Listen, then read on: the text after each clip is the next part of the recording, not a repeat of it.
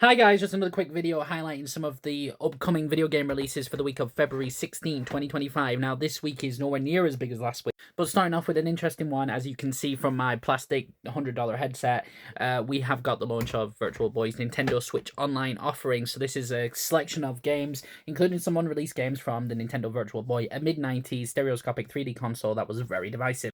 Now, this has always been a black sheep of Nintendo's console history. They rarely even acknowledge that they exist, so seeing this is really surprising. You don't need the $100 headset to play these games, but you do need some way of viewing the games in stereoscopic 3D.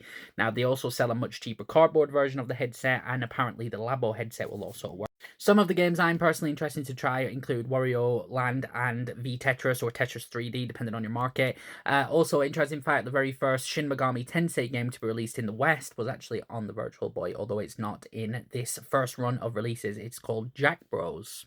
There's not a whole lot of new games that I really want to highlight this week. One of them is the PS5 version of Avowed, Obsidian's RPG that is set in the Pillars of Eternity universe. I wanted to check this out on Xbox. Now it's on PS5. I might finally get around to it. It's supposed to be very good. As well as that, there's two games from last week that I'd like to highlight. One of them is God of War Sons of Sparta, a new side-scrolling game set in the God of War universe, developed by Mega Cat Studios and published by Sony.